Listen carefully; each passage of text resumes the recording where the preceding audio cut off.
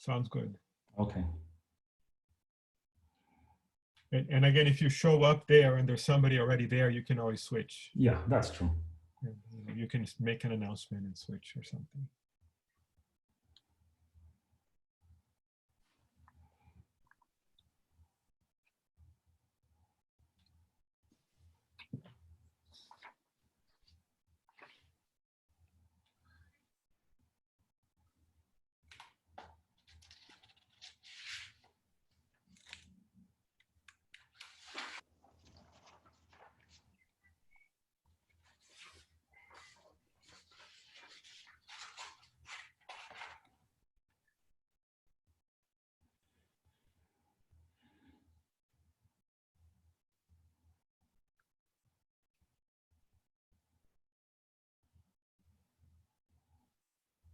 Okay, I think we can get started. So we're happy to have Alex come for his fourth lecture. He's also having the discussion this afternoon, and he will be around for the coffee break, probably in room E, as in the past couple of days. Right. So go ahead. Okay, yeah, thanks, Andre. So this is the last lecture of this introductory series.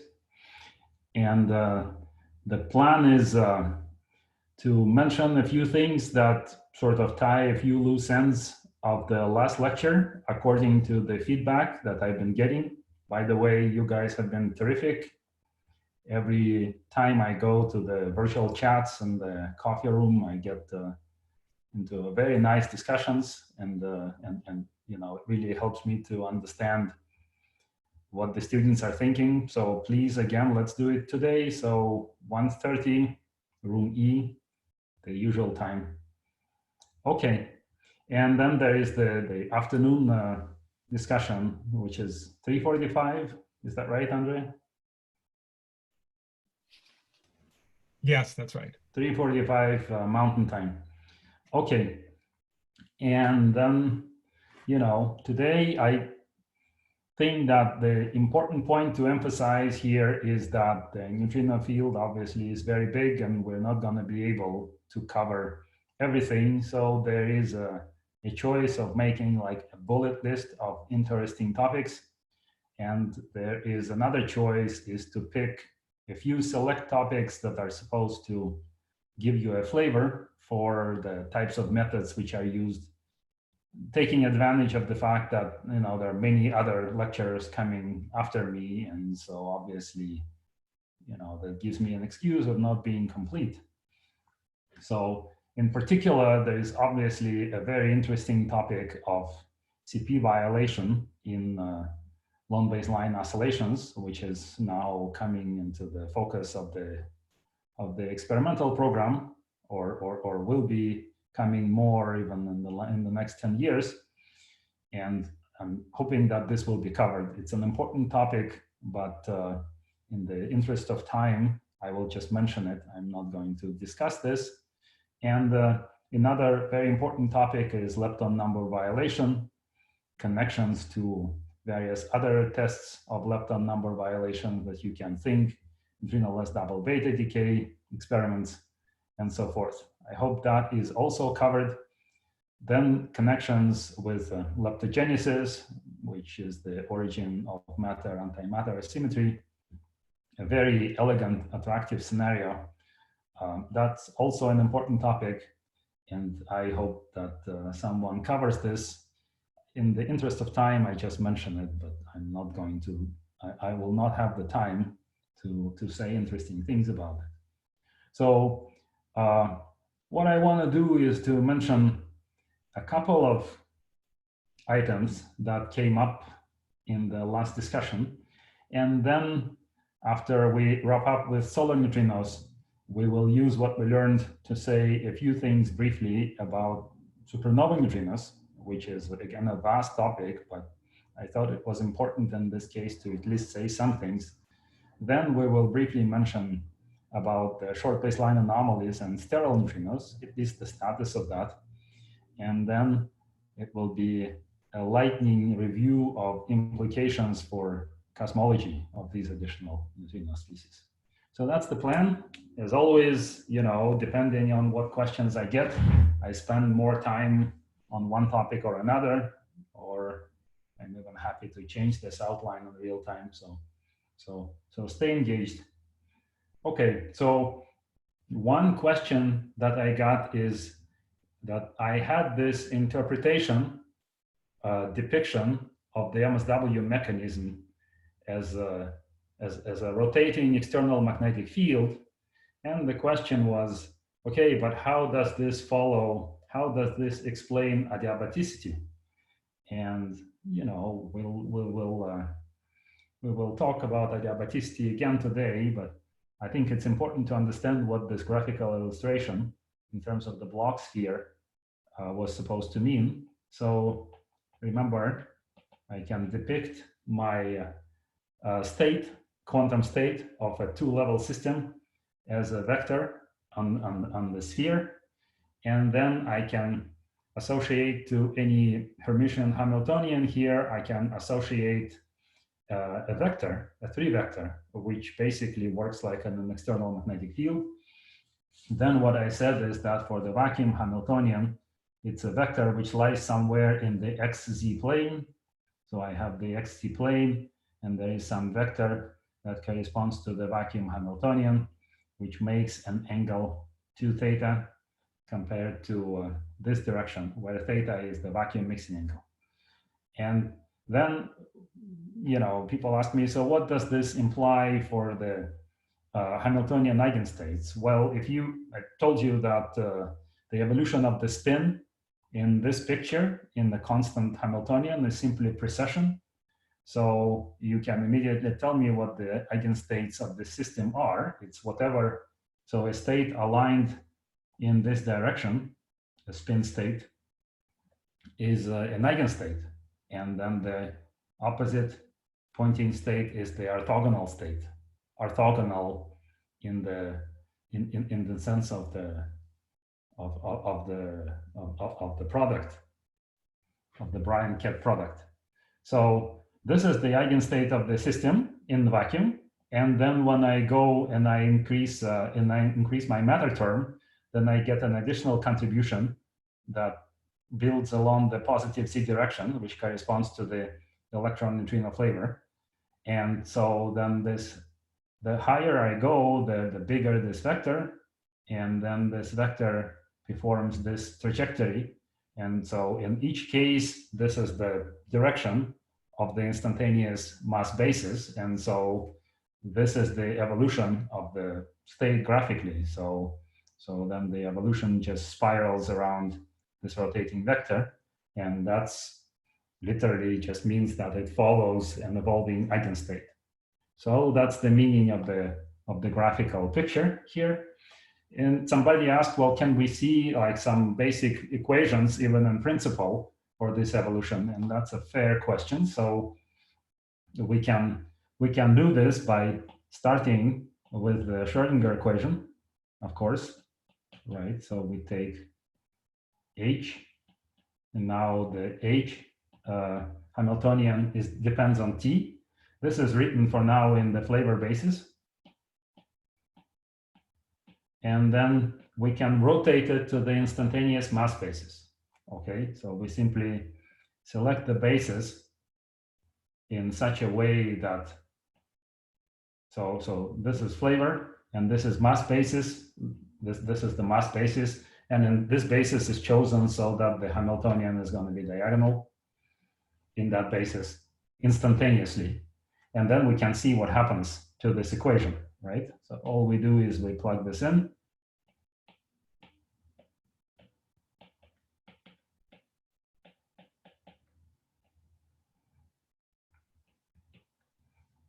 Sorry. Trivial so far. And now the thing is that since the Hamiltonian is time varying, this matrix V that diagonalizes it, it's also going to be time varying. So the derivative is going to hit both the phi, the quantum state, and the matrix. And that's all there is to it. Okay, so we're going to get a term which looks the usual way here, but we are also going to get the term where I have the derivative strikes it. So prime just means derivative, another way to write the derivative with respect to t.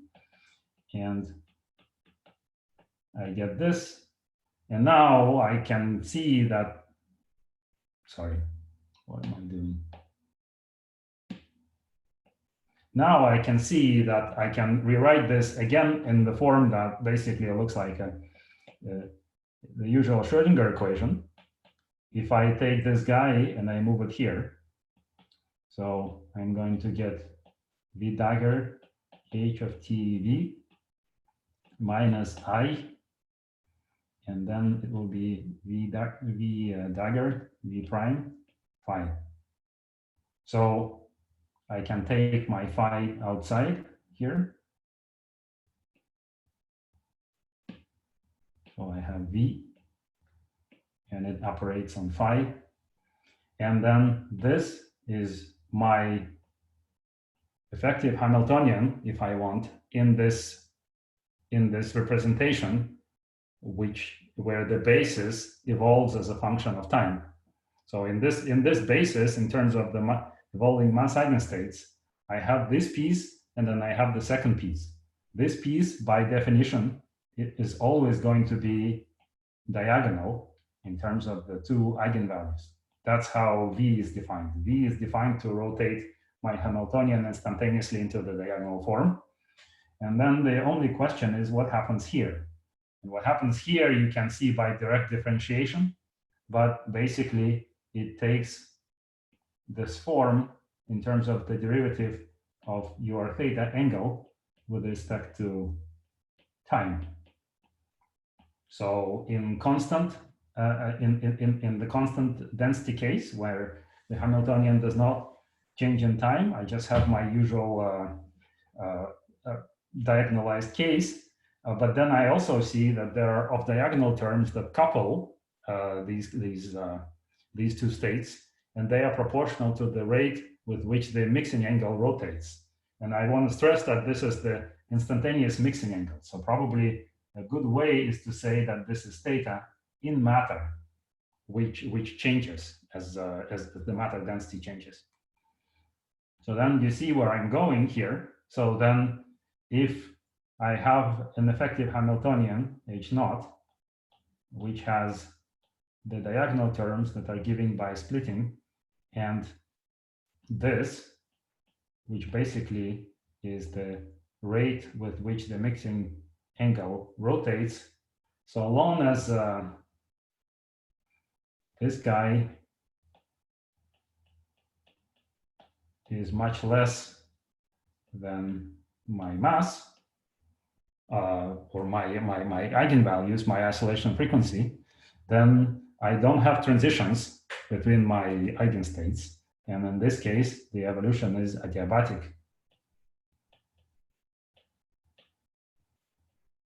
Adiabatic, which means that the neutrinos stay in their own eigenstates. So that's a short way of giving you some flavor why this is the case. Now, this adiabaticity is not specific to quantum to neutrinos. It's a very general quantum mechanical behavior, and indeed the general behavior that even exists in classical physics.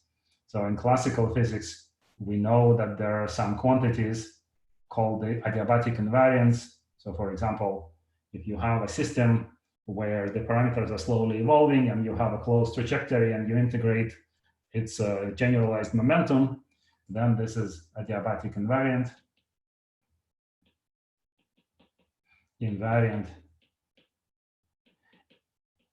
And the meaning of this thing becomes very transparent actually when you switch to quantum mechanics, because this integral of p dx is the number of nodes of your oscillating wave functions. So this really characterizes the state n. And so what it means is that when your Hamiltonian changes and your states move around, you just tend to stay in the same n. So adiabatic conservation means simply no hopping between the levels. Then somebody asked, what about the Landau-Zener formula? So the Landau-Zener formula is the statement that you can compute the probability of jumping between the states. And in the case of the linear profile of density, there is a very nice compact formula.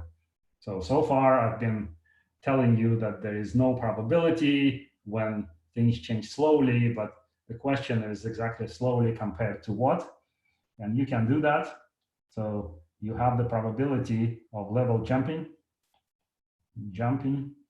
Let's say that you start with nu1 and you jump to nu2, something like that. And this probability is given by the exponential minus pi delta squared sine squared theta vacuum divided by the derivative of your matter potential. So your potential is linear here, such that A goes like some constant times x, and so you go through this matter potential, and then within this framework, the probability is given by this exponential. So this is Landau-Zener.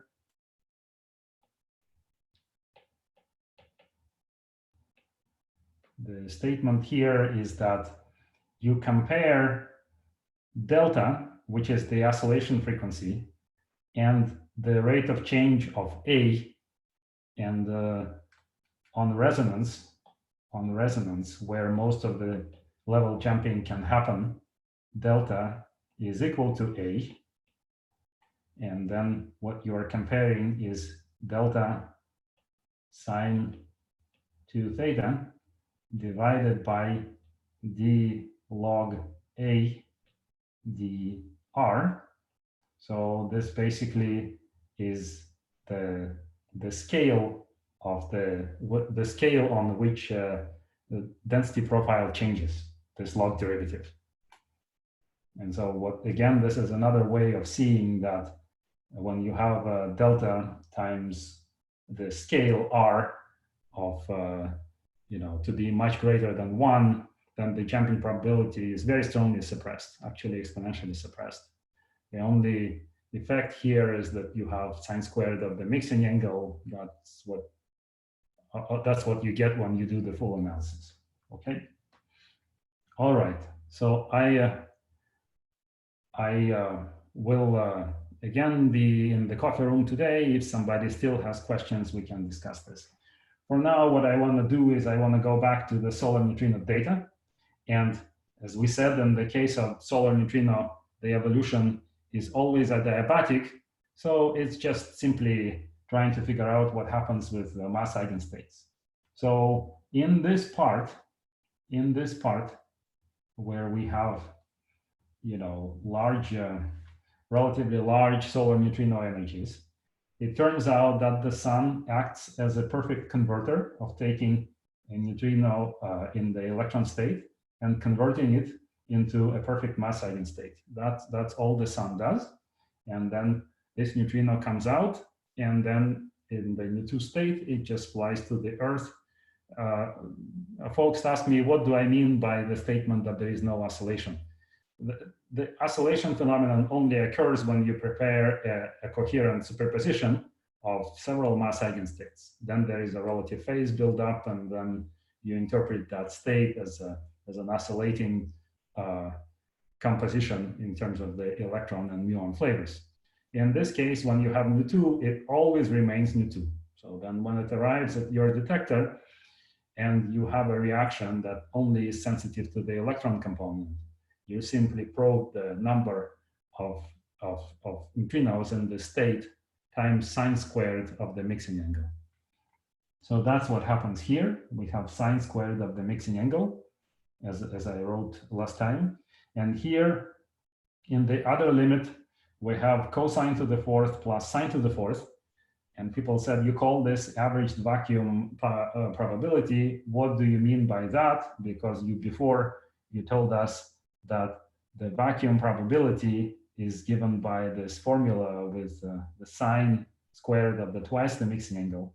So let me remind you, the probability in vacuum of oscillations of nu, let's say nu E going to nu mu, is given by this formula where I have sine squared 2 theta times sine squared of delta L over 2.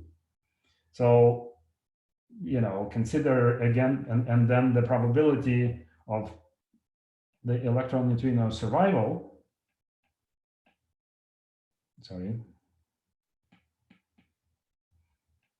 survival is 1 minus that, right? Okay.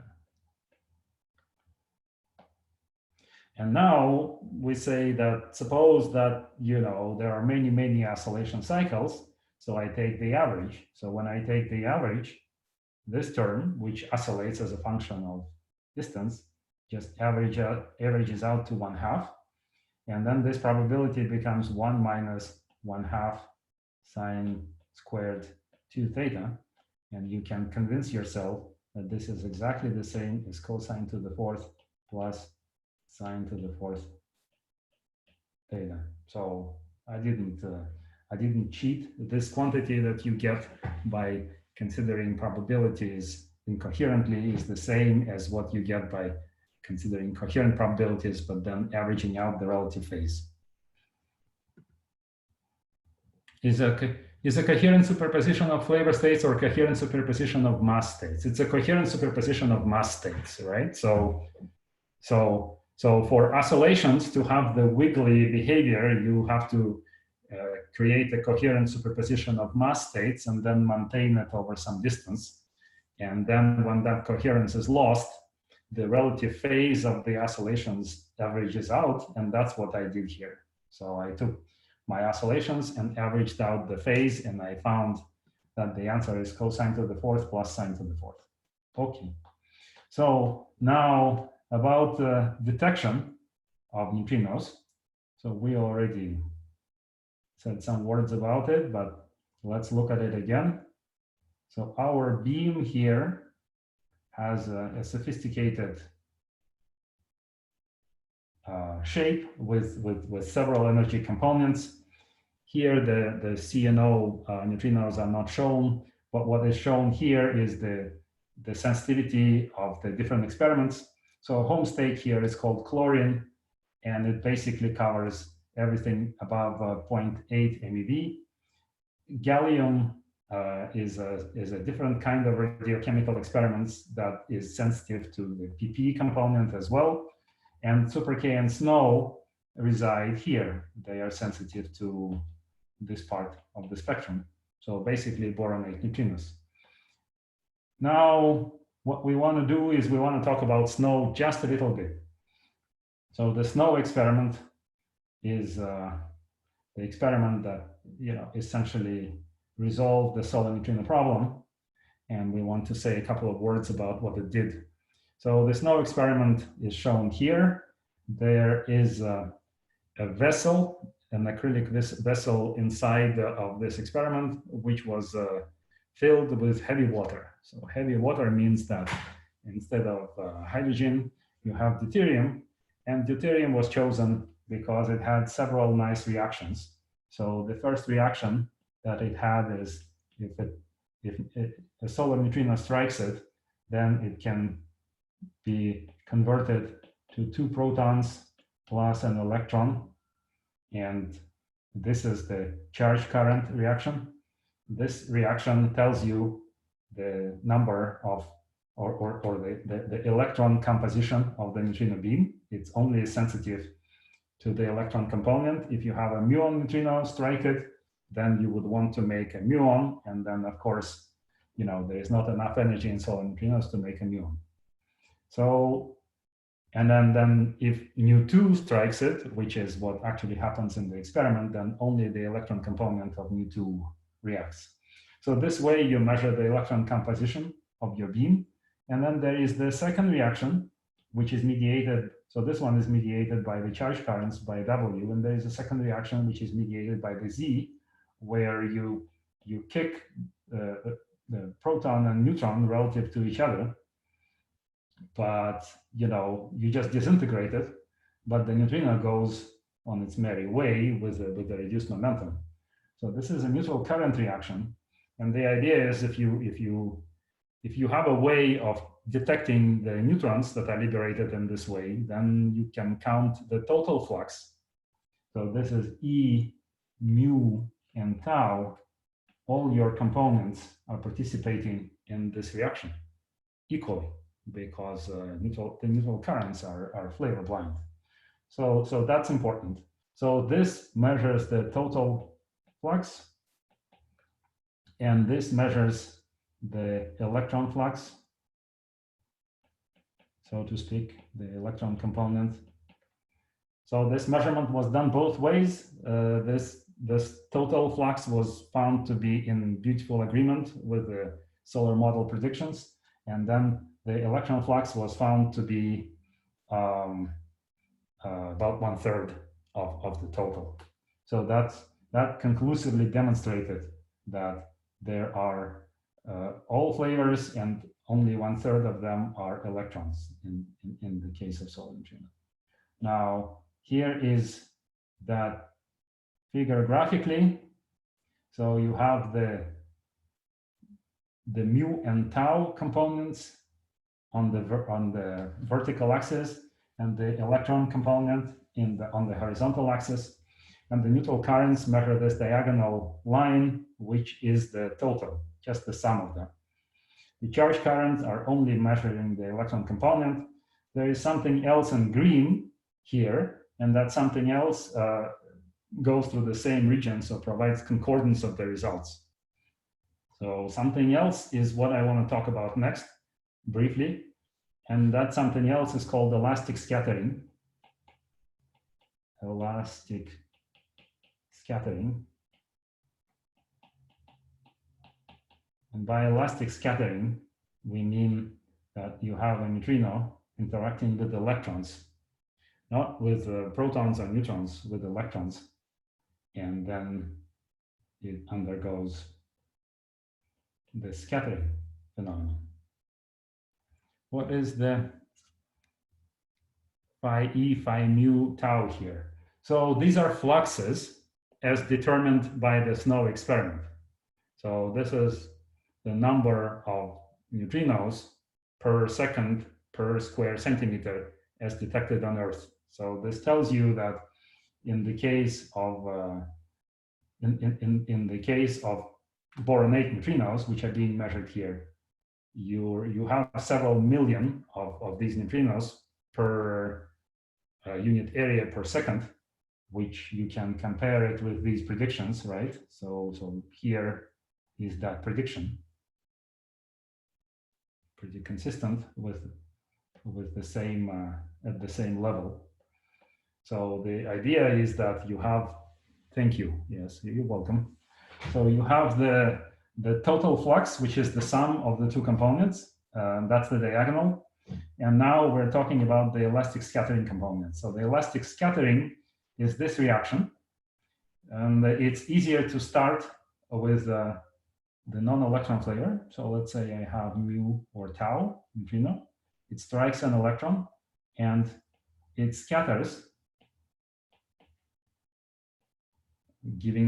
imparting some momentum to this electron and losing energy, but otherwise not changing flavor.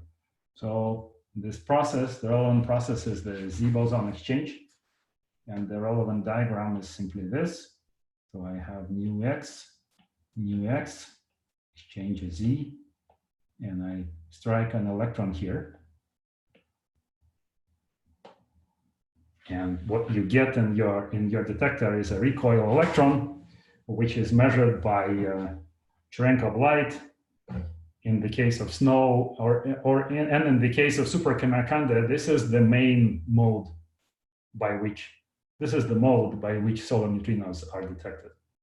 Also, the same mode applies to the Borex-Zener experiment that we talked about yesterday, that came on later and that has this conclusive measurement of the different components now. Okay, so what is the cross-section here? So the cross-section for this reaction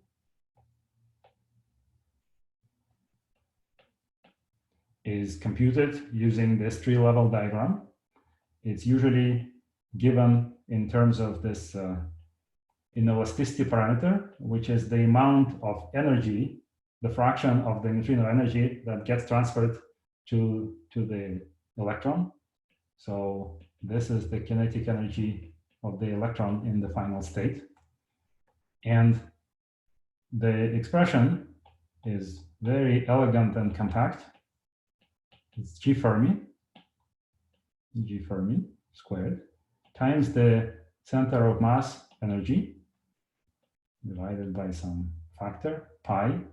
And then the rest here is there is a constant squared plus another constant, 1 minus y squared, minus the product of these two things, me y over mu e. Okay, what are we getting here? The electron neutrino has charge current here, right? Yes, it does, and that will come next. So for now, I'm started by talking about the mu and tau flavors, but then we will also talk about electron neutrinos. So don't worry, it's all coming. So GR here is the coupling between the Z boson and the right-handed electron. And that GR is given by the sine squared of the weak mixing angle. So not to be confused with neutrino oscillation angles, this is just the usual mixing angle.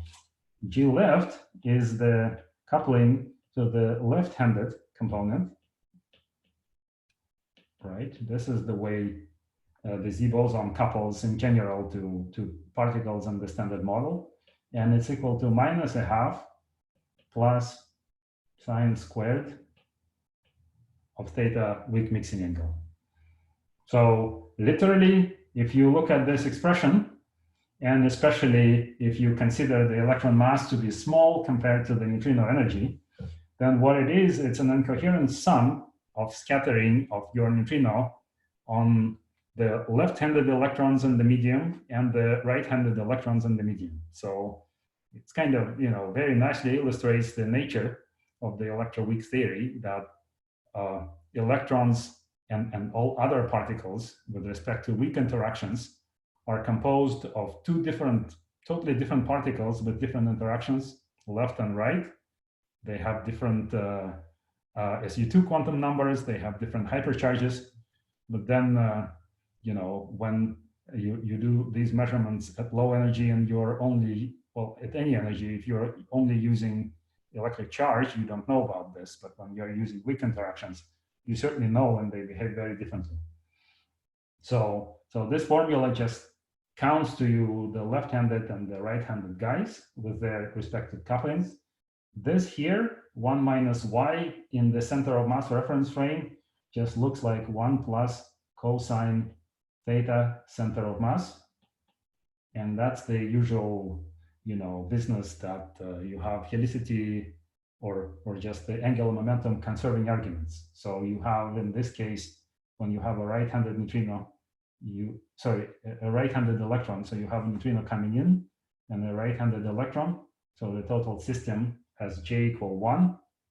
And then when you rotate this J equal 1, then you get this term. And in terms of probability, it's that thing squared, which turns out to be equal to 1 minus y, as you can show. In the case of the left-handed, you have a left-handed field, a left-handed neutrino interacting with a left-handed electron. So the total angular momentum is 0. So then this is isotropically distributed, and you do not have that term. Finally, the cross term arises because you have a superposition of the left and right states, which is done by the presence of the electron mass. So the electron mass is what marries the left and right states. Okay, so far so good. You can substitute the numbers here, and you can obtain a prediction for the mu and tau cross sections. They're non-zero, so unlike the reactions that I considered before on neutrons, where, you know, to make a proton, the charge current reaction requires you to also make an electron, and so the cross-section for the muon neutrino is 0. The neutral current cross-section is not 0, but it's some number.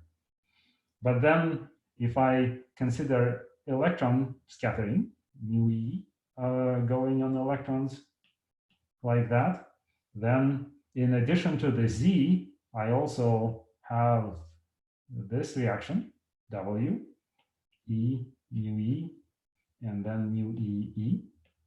And this reaction has the property that, well, the final state is the same as I obtained by exchanging the z. I can't tell which reaction I have. So these things are the same, and you can field transform them. The final and initial states are the same. You can field transform them into each other. And then what this means is that you have to add amplitudes.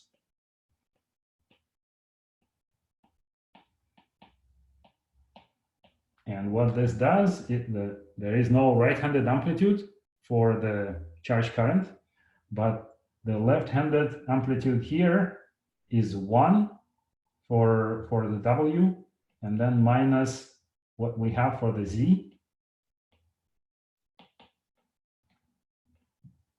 So it actually becomes plus a half, plus sine of the mixing angle.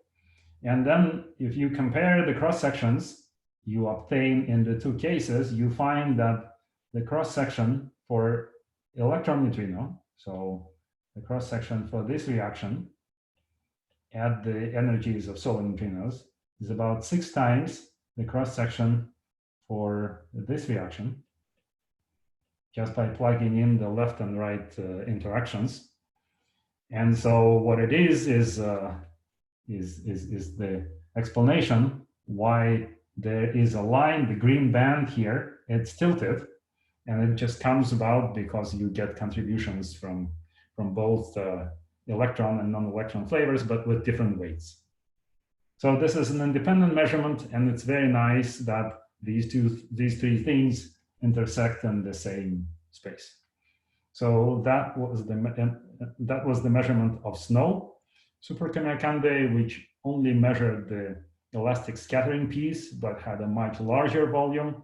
Also came up with the result that is consistent with the green band, just a narrow error bar, and the net result is that the solar neutrino problem was solved. Okay, so much for this. If there are no questions or complaints, we will proceed to supernova neutrinos. Okay, now that we know something about MSW in the sun, which is the simplest MSW, we should be able to say a couple of words about supernovae.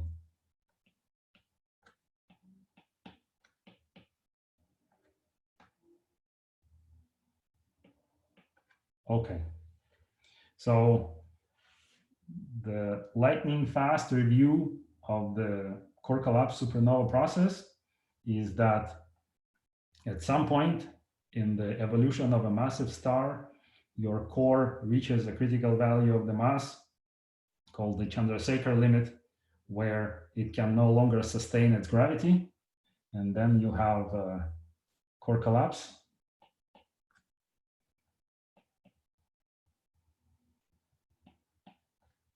Chandrasekhar limit is the reason, and details are interesting, but at least all of you, I'm sure, heard about this phenomenon of Chandrasekhar instability. When this region collapses, the collapse is only averted when the object reaches nuclear density. Then nucleons run into each other, and then they rebound. So when you reach such density, we argued in the first lecture already that neutrinos are trapped. So neutrinos do not stream freely out of this dense object, and therefore, you know, they are providing pressure, and they are providing a way of transporting energy through their diffusion. Then when this collapse happens and nuclear densities are reached, there is a shock wave. When I say bounced, there is a shock formed. This shock is formed first inside the neutrino sphere. So what is a neutrino sphere? The neutrino sphere is the surface on the outside of this collapsed region where the density falls sufficiently that the neutrinos can stream. So this is the analog with the photosphere of the sun, where the photons are free to stream. Only here this concept applies to neutrinos. The shock is formed inside of this object. It travels outside and breaks through the neutrino sphere.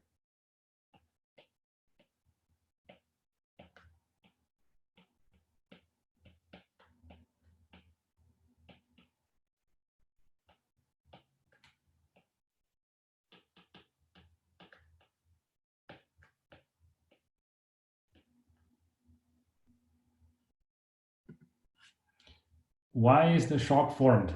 Well, okay, yes, the shock is formed because imagine that you have a material that falls freely.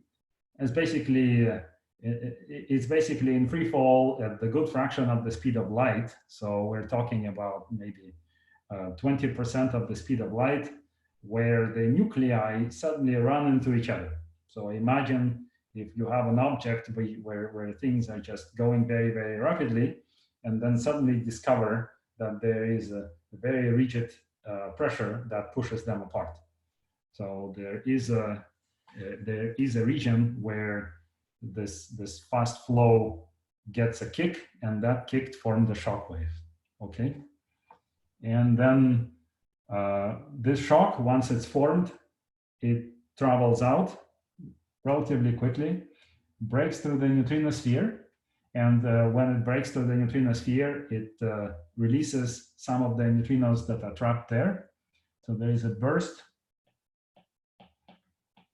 of electron neutrinos that were trapped near the surface of the neutrino sphere. So for two reasons: the temperature rises in that region, but also the iron gets disintegrated by a shock. The cross section drops, and neutrinos are released.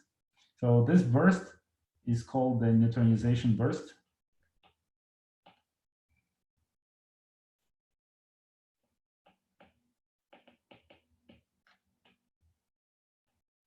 It occurs very rapidly. Then the shock goes out, but then gets stuck at about 200 kilometers in this simulation. Why it gets stuck is interesting, and you know, at least qualitatively, can be explained by the fact that once the shock gets to the outer region where neutrinos can stream freely, the heat energy is dissipated by neutrino free emission from that region. So that the region behind the shock, which contains the pressure that drives the shock, loses energy to neutrino emission. Also loses energy by disintegration of iron through which it goes, but that's another matter. So the shock is stalled up to about 1 second. It sits there while the material keeps falling. This is called the accretion stage.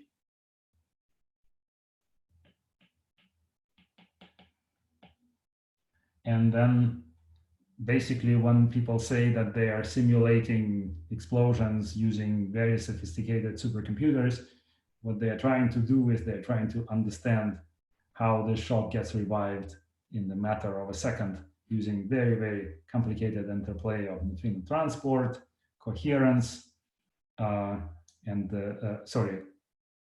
neutrino transport, convection, possibly magnetic fields, and many other mechanisms. So when the shock is revived,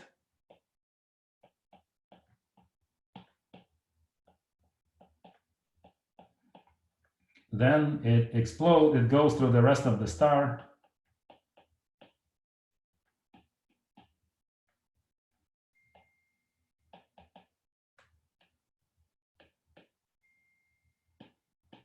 And those layers are ejected into space, and that's what we see in the visible light when we look at the explosion. The explosion, the visible part of the explosion, actually gets less than 1% of the total available energy. So about 99.5% of the total energy available in the explosion is emitted in neutrinos.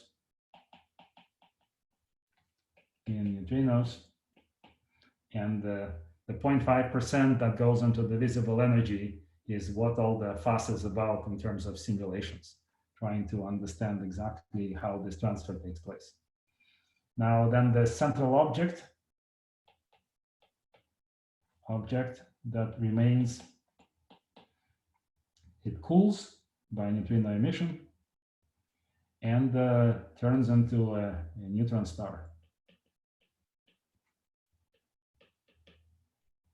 The most recent explosion that we saw was the supernova 1987A in neutrinos that I mentioned in my first lecture.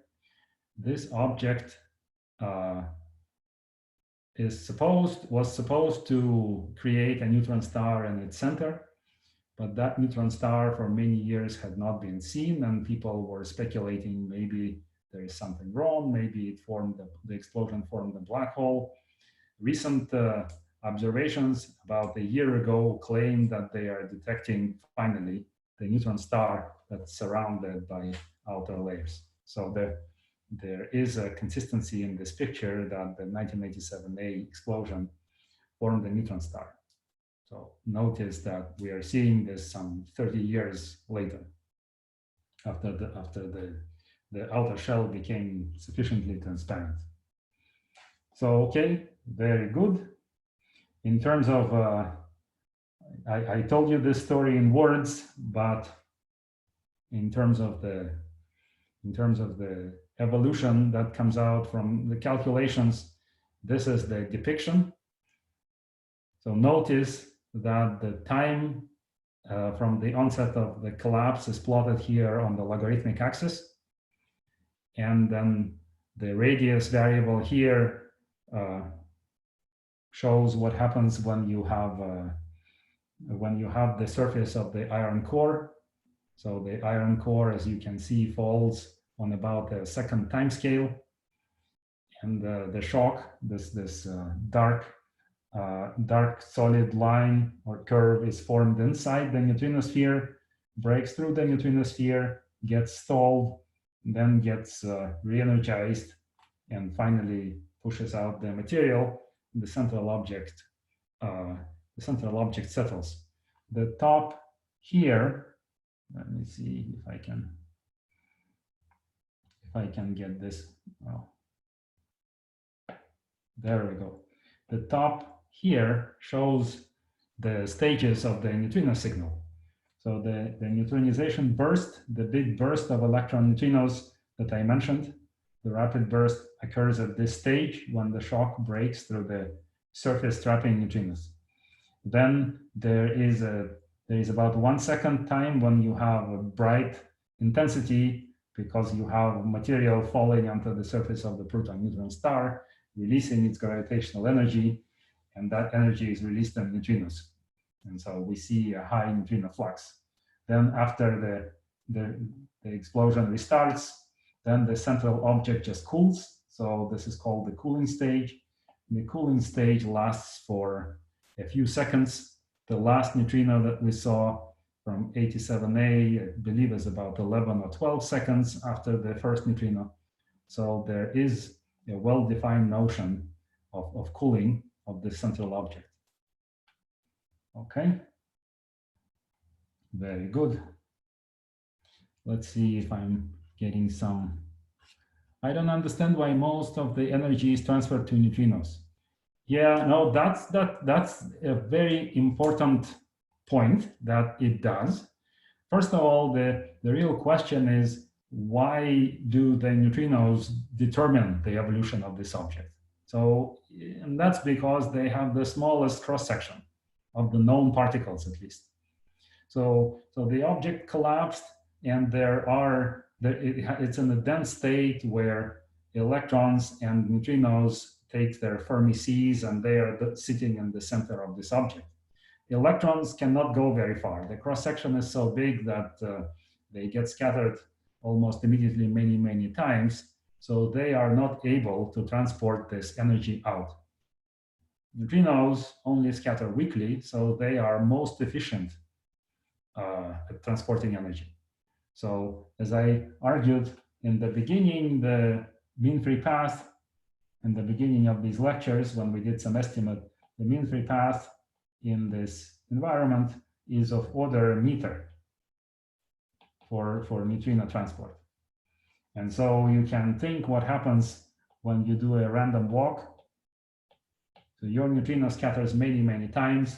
It performs a random walk.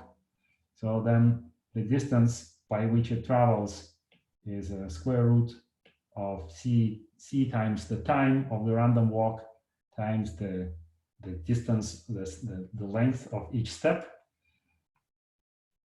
And then basically what it means is that in time t, you travel the radius r squared divided by c lambda.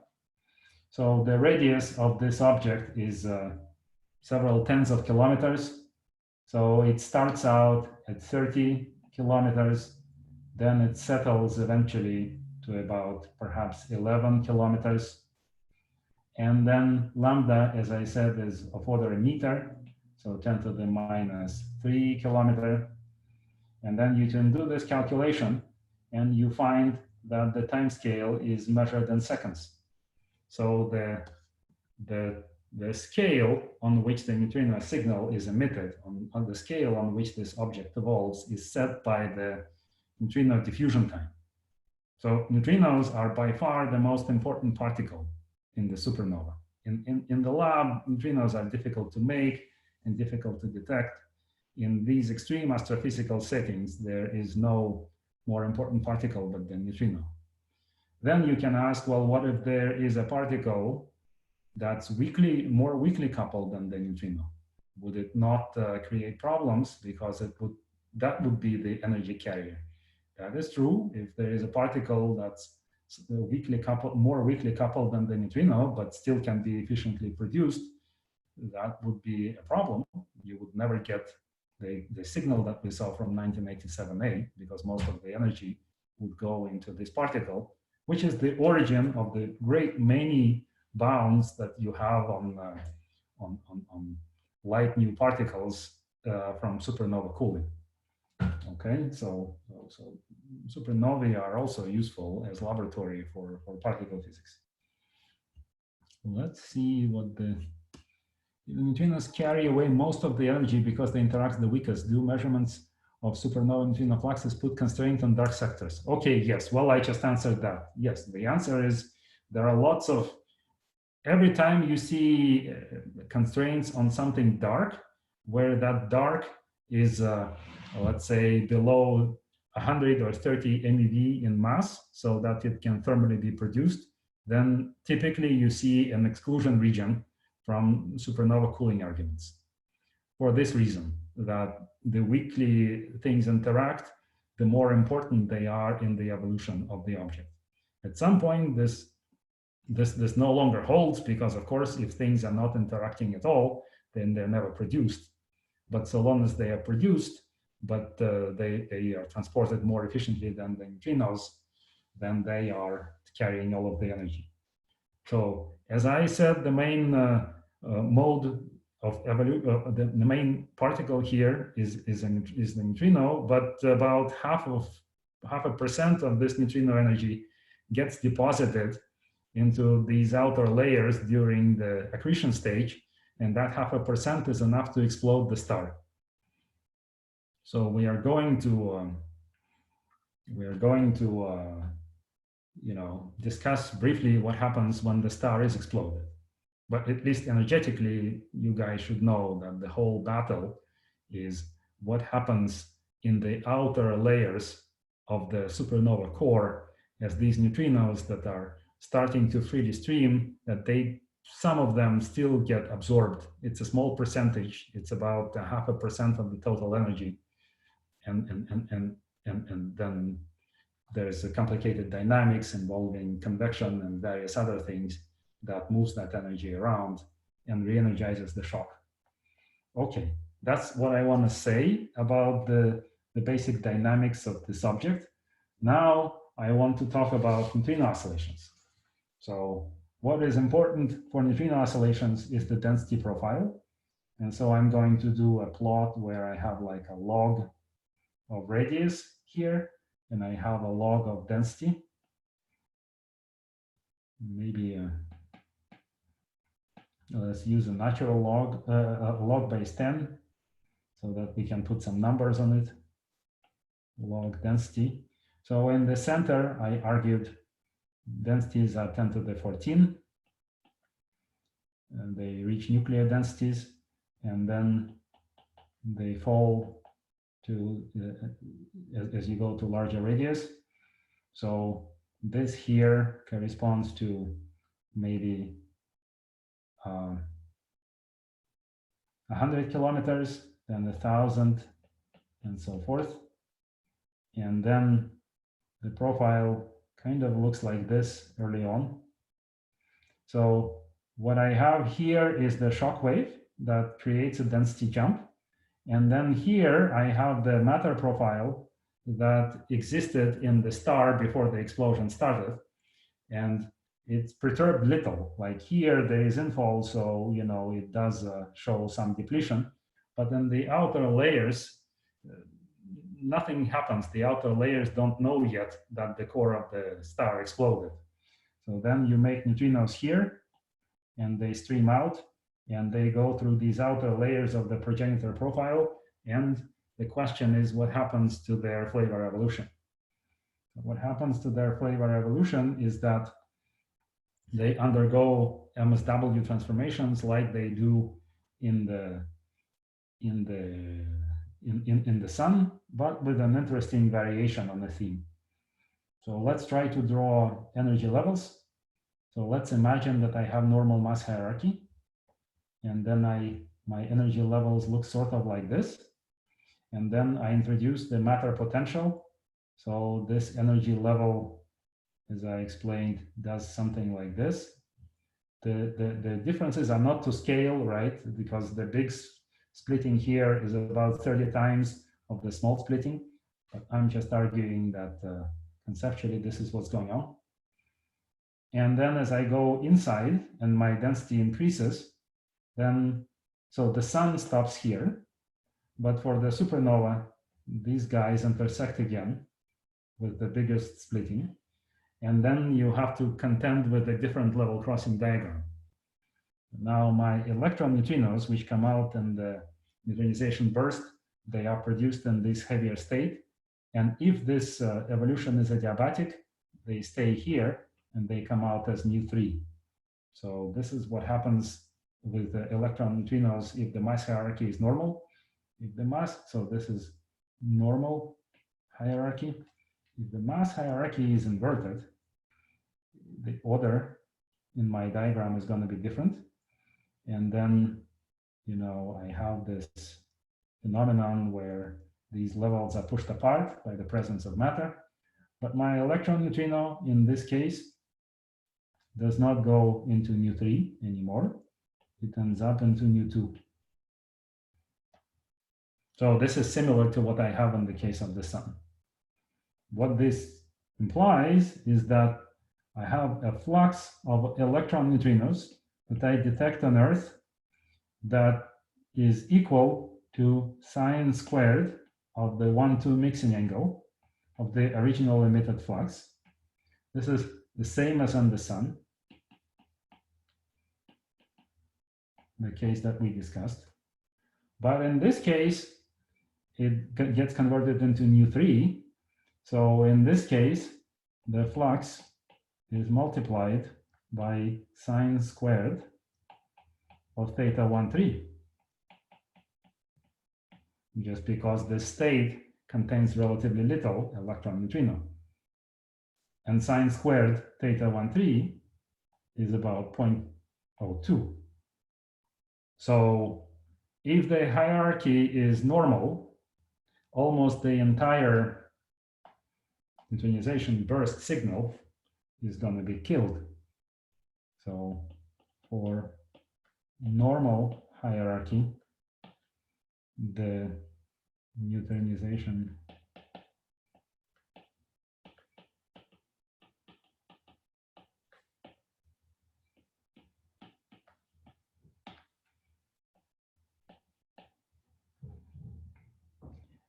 gone means that it is converted into the mu and tau flavors.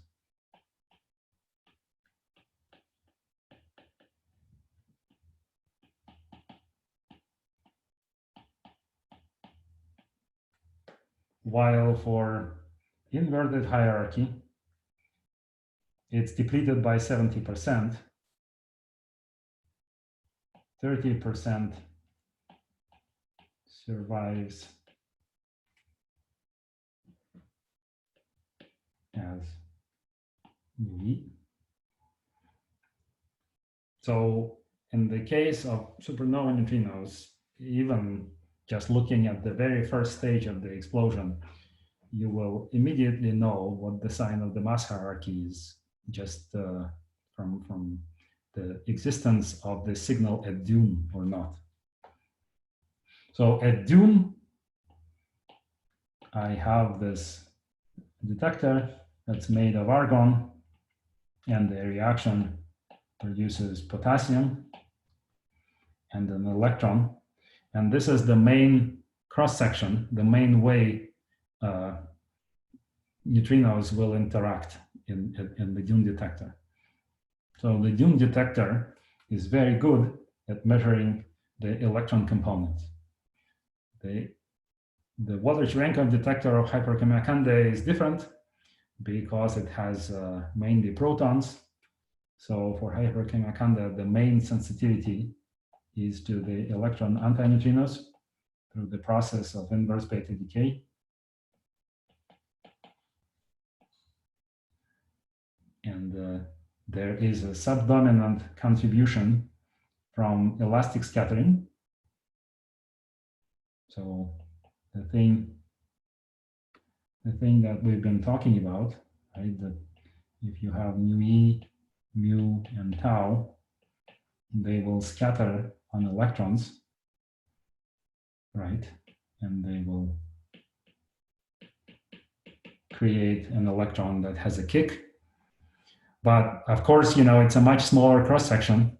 But in this way, you may still be able to observe your neutronization burst. So you will just observe that it has 1/6 the rate that you would expect if it was all in electron neutrinos, and then you know it all got transformed into mu and tau.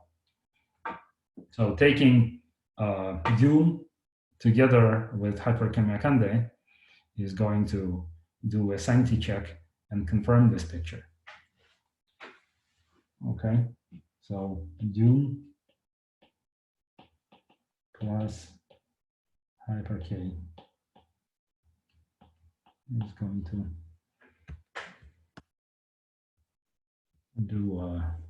is going to unravel what's happening in this case. Let's see.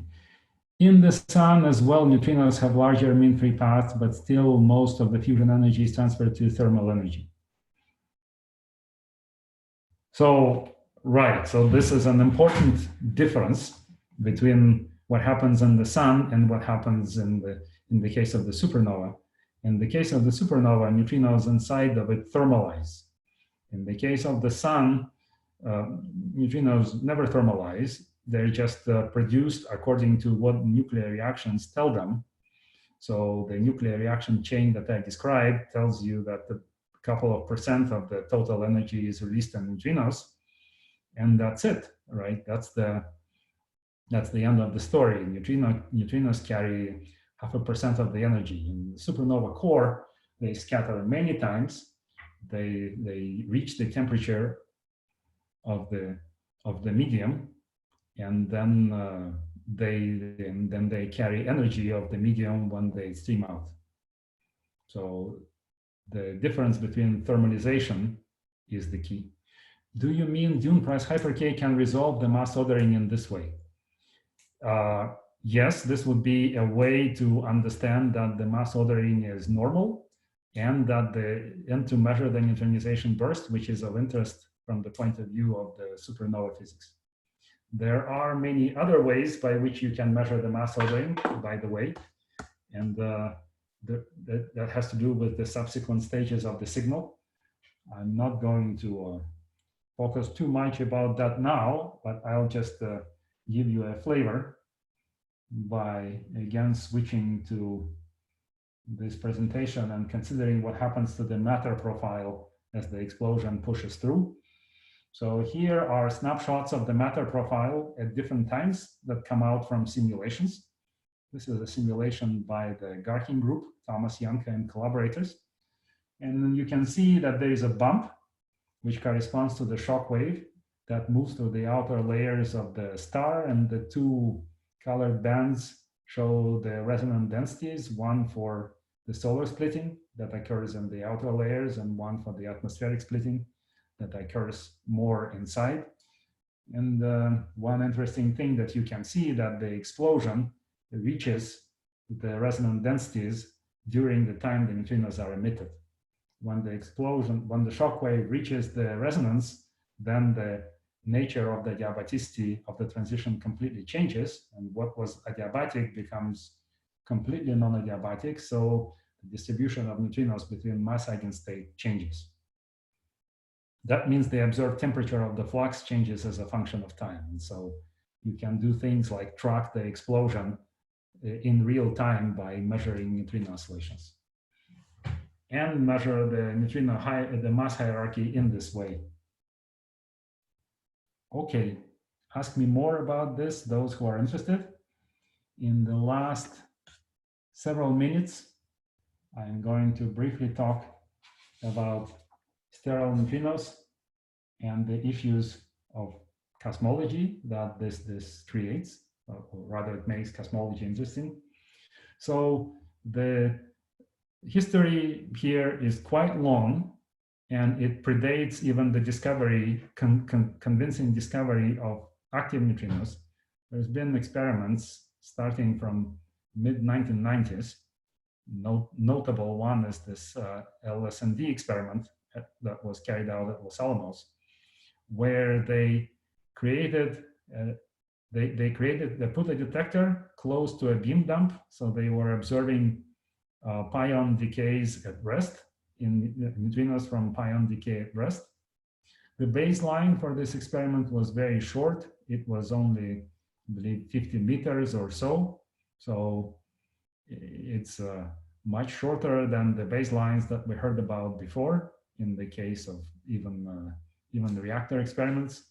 So with the mass splittings that we know exist between the three active states, one should have no oscillations, yet these authors observed or claimed that electron antineutrinos were appearing from muon neutrinos at this very short baseline. So this is the famous LSND result. It was originated in the mid-1990s. Then there were various experiments to test it with the hope of ruling it out.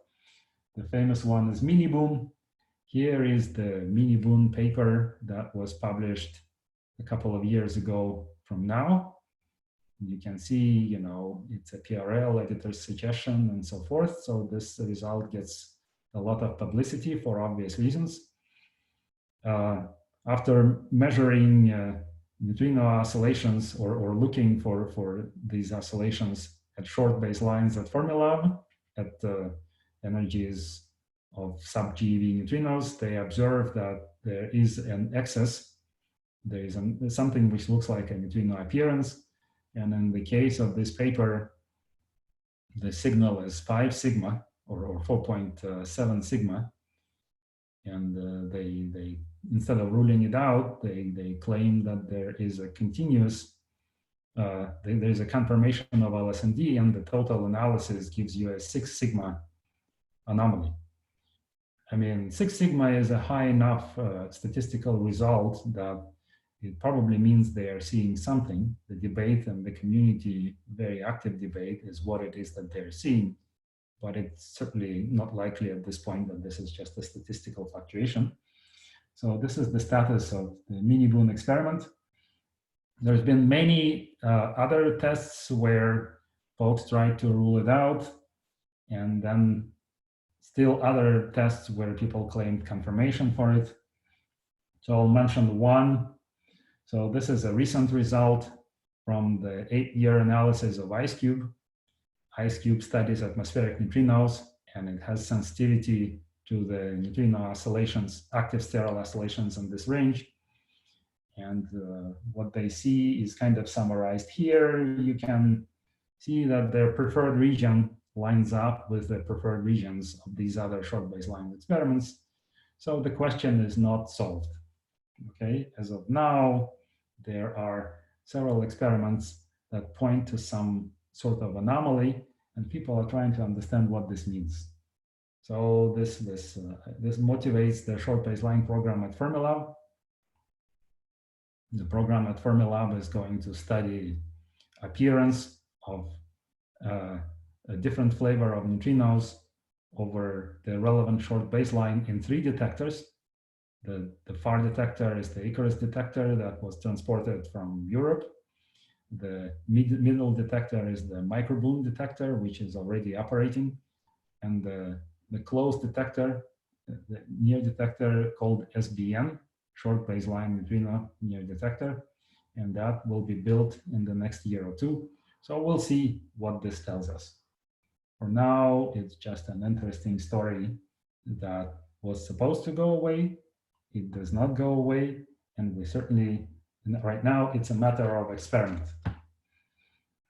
What I want to say very briefly is that these sterile neutrinos, if they exist, then they have very important implications for cosmology, because in cosmology, neutrinos are one of the key players, and just like in supernova, you can learn a lot about them by studying the data very carefully. So there's been much evolution in this field in the last 20 years. If you look 20 years ago, then the world looked like this, where they just detected the acoustic peak, the first acoustic peak, but not much beyond that. After the WMAP experiment, we could see 3 acoustic peaks, and we were able to say something about the basic composition of the universe and talk about the concordance model of cosmology. And with Planck, this is the situation that exists right now. It's a really remarkable progress in this last 2 decades. So Planck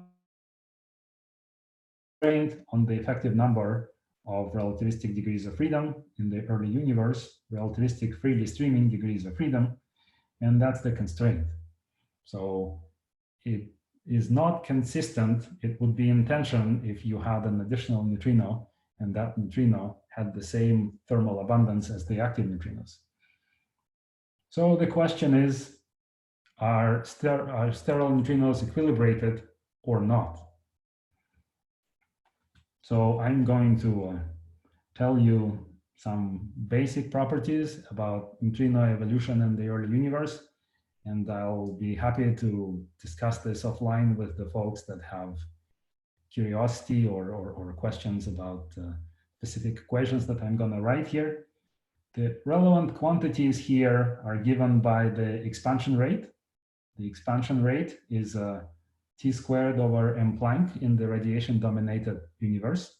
And you have to compare that in the case of neutrinos going into electrons and positrons with the neutrino cross-section, which is given by this product, G Fermi squared times the typical energy squared, times their neutrino density, right? So now we are discussing here the rate with which neutrinos and electron positrons are converted into each other.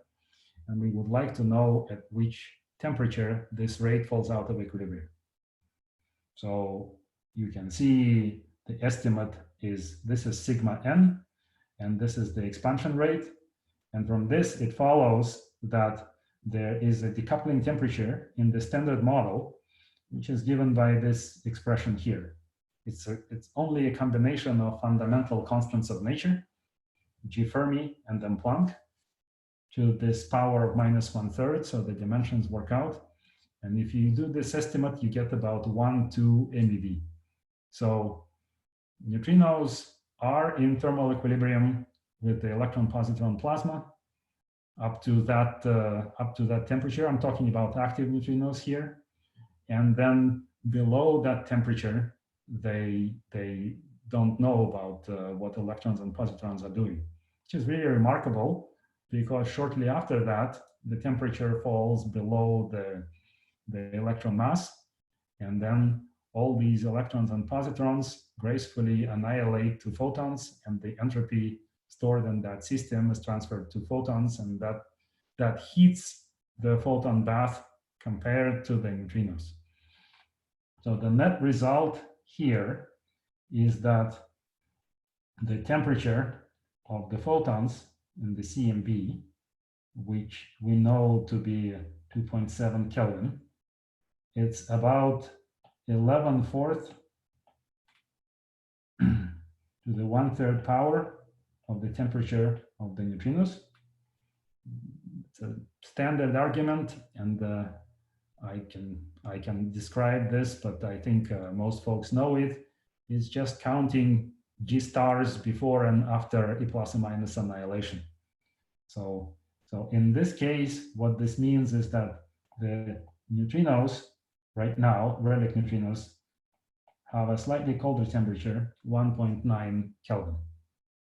So this is the statement that neutrinos freeze out, neutrinos decouple from electrons before electrons annihilate away. Okay, now what happens to oscillations? Oscillations convert active neutrinos into sterile neutrinos, and vice versa, if what you have is the sterile neutrino with the parameters that is favored by the short baseline.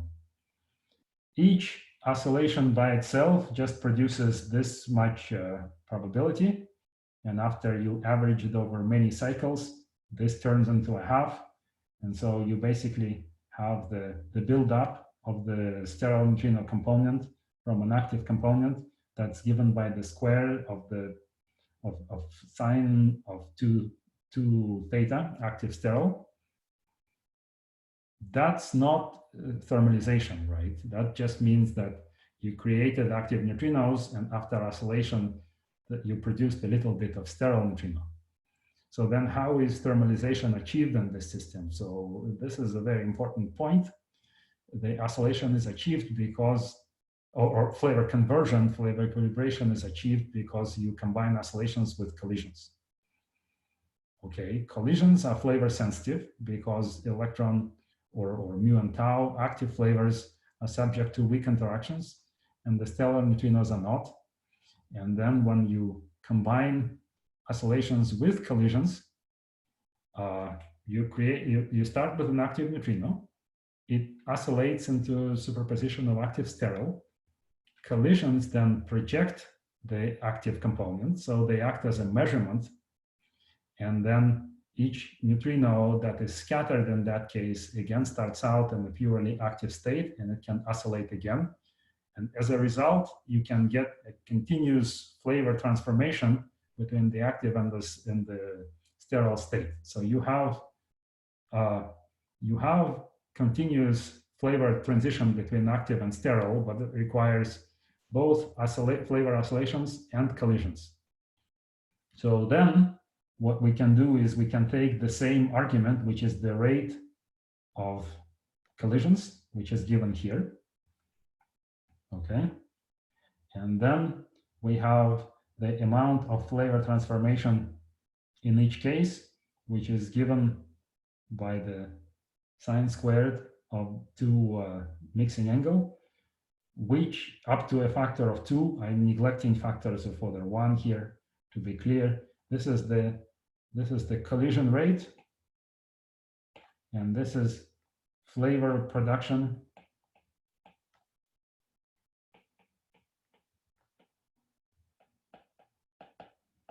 between collisions.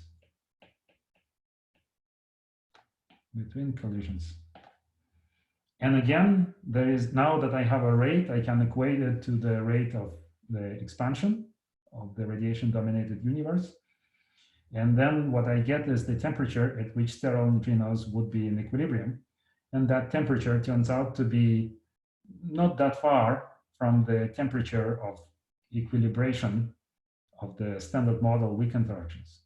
So there is a factor of the mixing angle, and we can quarrel whether it's 4 MeV, whether it's 6 MeV or 10 MeV, depending on the angles. But it is sufficiently close to 1 MeV that you can say that if the evolution is standard, then sterile neutrinos would be fully populated, thermally populated by active to sterile oscillations combined with the weak collisions. So the seminal paper discussing this is Dolgov and Barbieri, 1990, and there's been hundreds and hundreds more of subsequent papers. So if you populate the sterile neutrino mode with the same abundance as active, then N effective is 4 or 5 or 6 if you have several sterile neutrino states, and then you have to worry about cosmological bounds. So what does that mean? What it means is that it doesn't mean that there is no sterile neutrino. That's an experiment. That's for the experiment to decide. But if there is the sterile neutrino, and it's confirmed in the next several years, it will mean that the cosmology is a lot more interesting than what we thought.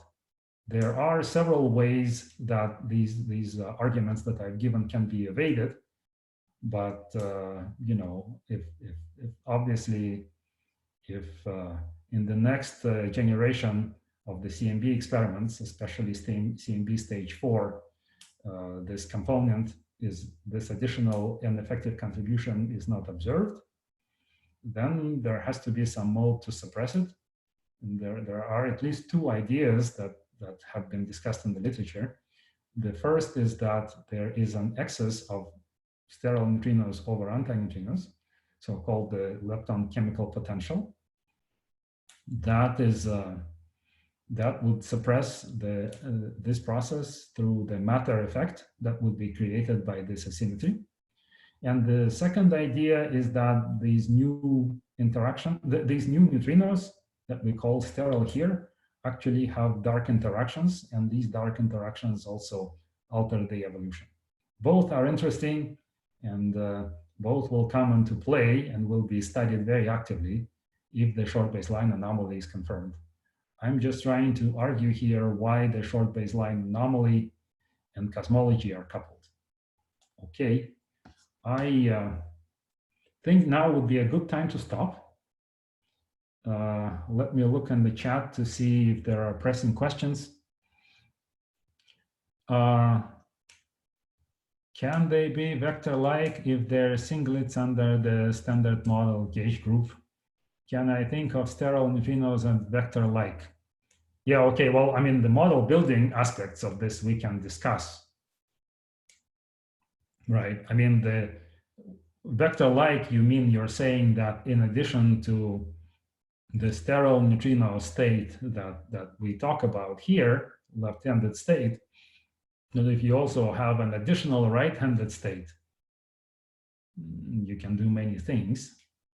The argument here is simply counting degrees of freedom that you minimally need in order to explain the short baseline anomaly. You need a new state that the neutrino, that the active neutrino would be mixing with.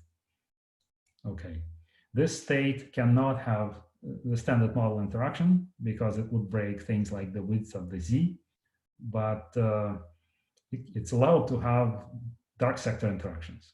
That still is an open possibility.